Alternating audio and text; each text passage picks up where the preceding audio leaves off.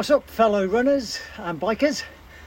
Welcome to episode 6 of Just Do It, the channel all about run, bike, run, with a focus on training for the more mature multi-sport individual. And as we get older, minimising the decline that affects us and robs us of our speed. Hopefully we can maintain as much of that as possible on this journey together. So yeah, I'm in the garage, no indoor intro today, so a bit of a monsoon in front of me outside. So what's in today's episode? Well, a bit of a focus on what I did differently during the race season rather than what I did differently to get into decent form last year and not get injured. So what to do when we're going well? Do we push it more, or do we reach our goal and ease back to ensure we don't get injured? Well, a bit of a discussion on that, and the 9 days, how we went in training on the last 9-day cycle, and a bit of a monologue also about where I'm at on the longer term plan. I've completed 2 months of this build up now to March 24 to National Duathlon Champs, so 2 months gone, time to change the training a bit more, keep up the strength and conditioning, building some more VO2, not VO2 really, sweet spot on the bike. And for the running side of things, yeah, we're going to bring in some more kind of interval, progress on the strength work, and just generally take it up a notch with the key sessions and keeping in mind the recovery. So that's what this episode's all about. Hope you enjoy it. Give me some feedback one way or the other, and yeah, let's see where we go with it, and more to come soon. Keep running, keep biking, keep running. Roll.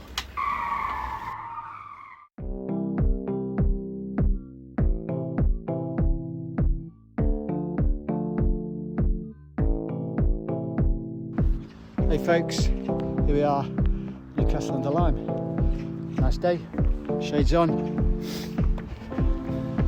my run.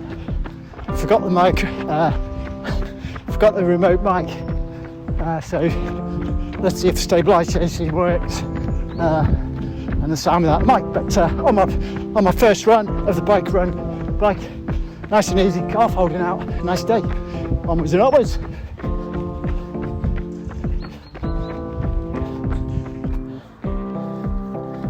Right, end of first run. Actually walking up the last bit because it's uphill and don't want to stress my calf, although the calf's been okay. Run surprisingly easy for a 4:40, 4:41 pace. Just went with the groove, felt nice and relaxed. Good stuff. Okay, same again, bike and a run. Later. Hey guys, second run done. Faster than I thought it would be, happy days with that. I'm on the bike now, second bike, and just reminded me that feeling you get in duathlons when you hit the run hard, jump on a bike, you just feel awful. And that's a mindset thing that you push through and not redline it, ease your way into the bike. So I need to remember that. This is why these endurance sessions are good, conditioning the body without going into the red at all. This is just zone 2 stuff. So yeah, just a mindset reminder there. Which is great prep stuff. Second run to go, battery's running a bit low. Might have to report after the run on that one. Good stuff, catch you later. So there, second run done, average pace 4:37 per k. Didn't clock watch, just try to be smooth, just got in the groove, smooth the groove. So yeah, good session, the calf held out, do some prehab later on. And yeah, good with that. Good key session done, in the bank, getting it done. Morning, it's Monday, quite early, clocks have changed and I seem to have woken up a bit earlier than my alarm. So I thought I'd come in, get a reset before work. Just an easy spin recovery today after yesterday's bike run endurance session. So not much to report today. Feeling a bit groggy, not really a morning person for training, but good to get this in the bank. Easy spin. Catch you later. Before I go, still Monday, still early. I just wanted to mention these early rides, always try and get them done in the aero position as much as possible. I'm steaming up here. I need to see what I'm doing. So Tour of Utopia Stage 5. New roads! Everyone gets excited in Zwift.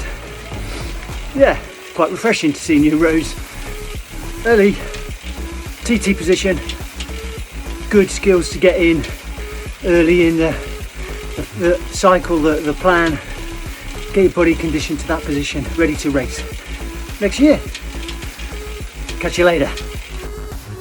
So just done my morning, finished my morning set now. Just wanted to mention all you Zwifters out there watching, if you sign up for an event and you're warming up, you get a notice to join the event in about 3 minutes 45. Fits perfectly for a 3 minute plus plank. Game on.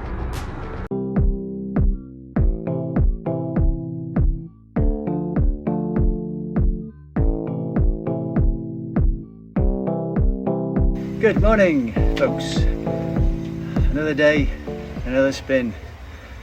Second cut of this clip, actually. Did it last night and there was just not enough light for anything really to show. So just goes to illustrate, yeah, winter's coming, clocks have changed, days are shorter.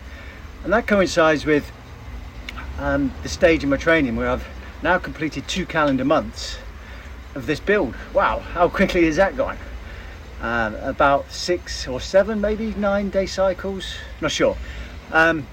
So yeah, it's time to change it up. So 2 months completed, so another 2 month block now, and that would take me to sort of November, December.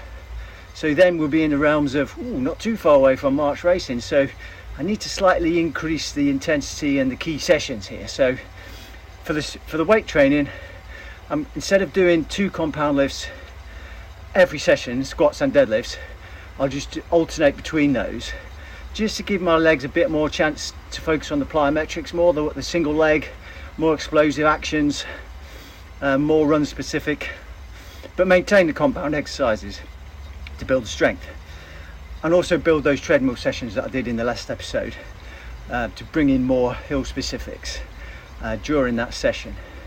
So that's all good. On the bike, I'll start to introduce more sweet spot sessions on Zwift, maybe some under-overs to generally bring in more intensity, but make sure I get the recovery still.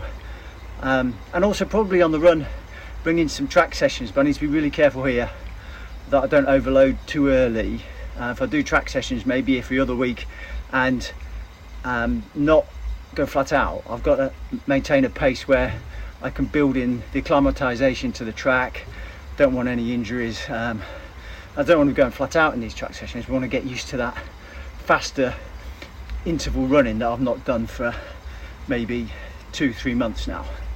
So that's that, all good. I just wanted to bring in an aspect that I've been thinking about. When I did, I think it was episode 2 of this vlog, I did a piece on what I did differently to perform better. That was all focused on what I did during the winter, what I did as preparation, how I trained. I didn't do anything on during the actual season itself. What did I do differently there? Because last year I didn't get injured, which is the first time in I don't know when I've not had some kind of injury during the season.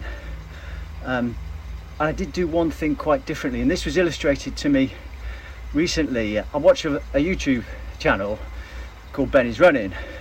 Now currently it's more like Benny's injured.